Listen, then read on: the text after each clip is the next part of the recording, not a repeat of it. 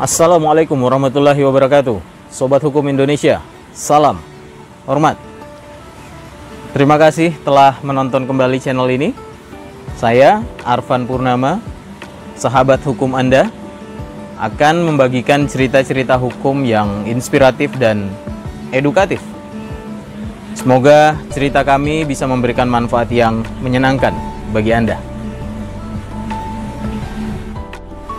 Sobat Hukum Indonesia, ada banyak alasan mengapa kita mau memiliki usaha sendiri dan mandiri. Kalau tidak salah, saya pernah dengar anasir katanya generasi milenial itu punya kecenderungan nggak mau lagi jadi pegawai negeri sipil atau kerja kantoran. Benar atau tidak, faktanya ya memang banyak sekali usaha-usaha baru yang muncul saat ini yang diinisiasi ataupun digawangi oleh para generasi milenial. Mungkin mengikuti tren yang seperti ini adalah salah satu alasan. Atau apa? Dalam kondisi seperti saat ini di tengah musibah pandemi, banyak saudara-saudara kita di luar sana yang menjadi korban PHK. Ada yang gajinya dipotong setengah, bahkan mungkin lebih. Situasi seperti ini mendorong banyak orang untuk berusaha survive dan akhirnya memberanikan diri memulai usaha sendiri. Namun, apapun yang menjadi alasan yang sobat miliki, kali ini saya mau berbagi sedikit tips hukum seputar membuat PT. Ya, barangkali di antara sobat ada yang berminat menjalankan usahanya dengan menggunakan PT sebagai kendaraannya. Pernah ada seorang kenalan yang bilang ke saya, bikin PT itu gunanya buat apa sih, bro? Biaya aktenya di notaris mahal, lumayan duitnya sebenarnya buat modal, ya kan? Ya benar bila kita melihatnya dari kacamata atau sisi ekonominya saja. Apalagi bila usaha kita ini masih tergolong usaha startup, ya, usaha kecil atau UKM. Tapi sobat, selain sisi ekonominya, sebaiknya sejak awal kita sudah memikirkan juga sisi yang lain, yaitu sisi keamanan dan kenyamanan dalam berusaha ke depannya. Ini nih poin pertama kita. Manfaatnya mendirikan PT itu apa sih? Sobat, PT itu bisa memberikan efek perlindungan terhadap harta kekayaan pribadi kita. Dalam hukum, antara diri sobat dengan PT yang sobat punya itu dianggap dua orang yang berbeda loh. Terpisah satu sama lain. Yang artinya apa? Bila terjadi apa-apa dengan PT yang sobat buat, ya namanya usaha, ya, kadang-kadang ada aja permasalahan yang terjadi. Nah, masalah apapun itu tidak akan menyeret-nyeret harta kekayaan pribadi sobat hukum. Tidak akan mengganggu tabungan pribadi sobat. Ya, jelek-jeleknya duit yang akan hilang ya cuman duit yang sudah dicemplungin, yang sudah diinvestasiin ke dalam PT sebagai modal awal. Contohnya, bila PT terjerat utang, maka yang bisa diambil untuk membayar utang ya cuman hartanya si PT atau asetnya si PT.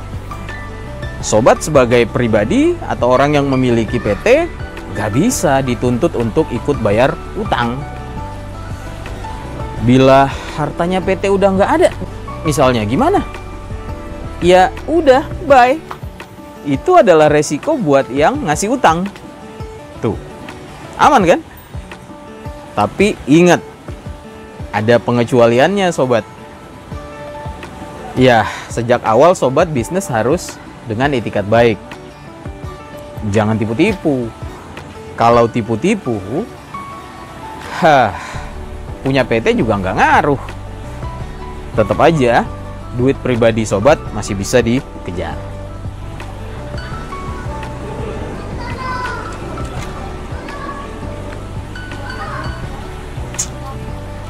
Poin penting yang kedua, pahami bahwa semua usaha, mau modal gede atau modal kecil, semuanya layak untuk menjadi PT.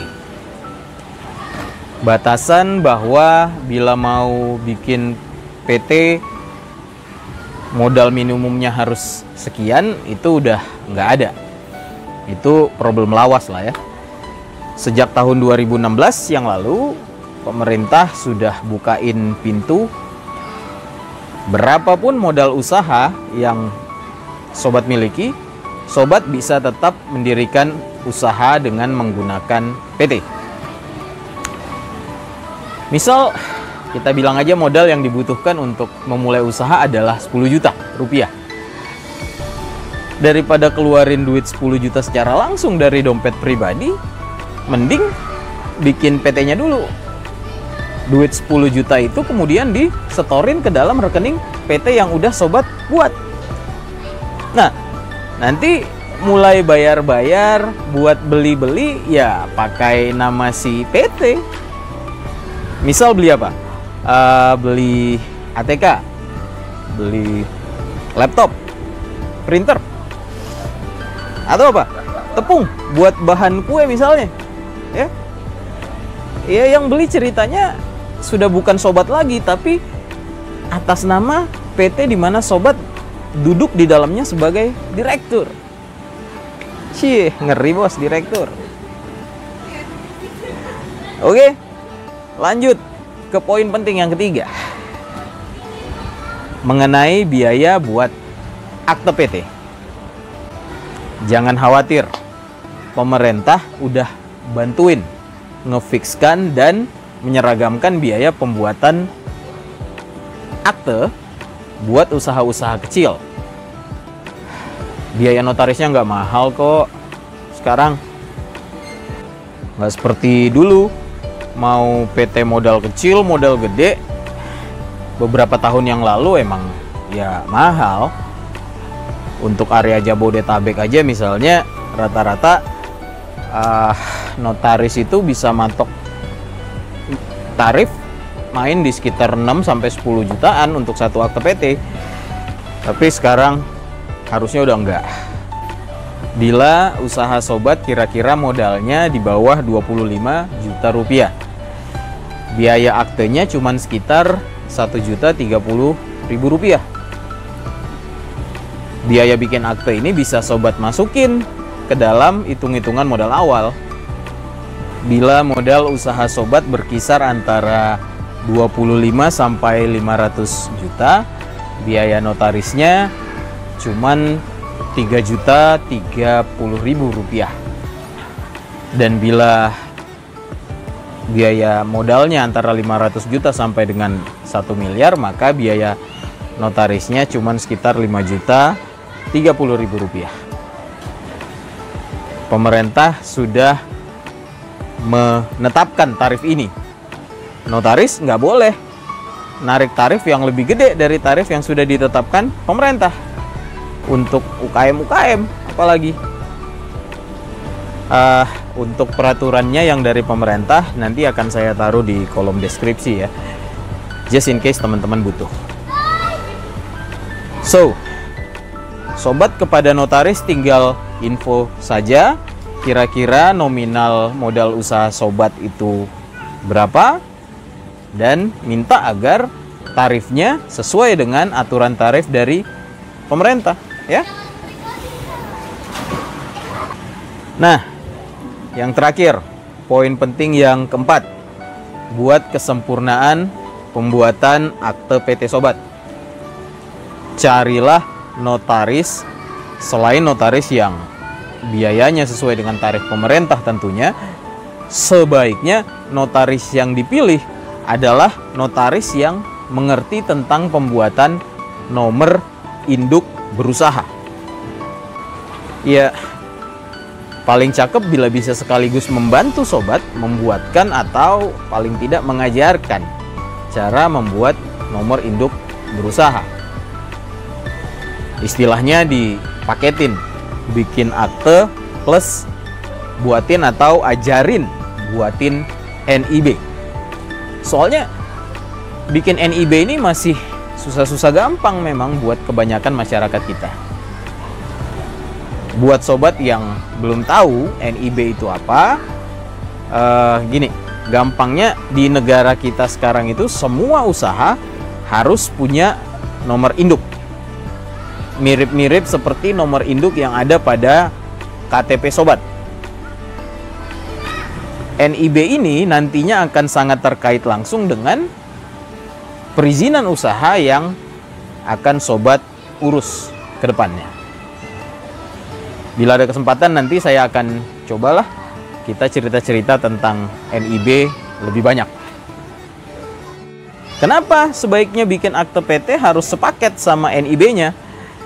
Karena gini, berdasarkan pengalaman di lapangan, cukup sering terjadi masalah yaitu notaris saat buat akte atau input data di sistem online pelaporan akte kurang lengkap atau kurang akurat melakukan input datanya.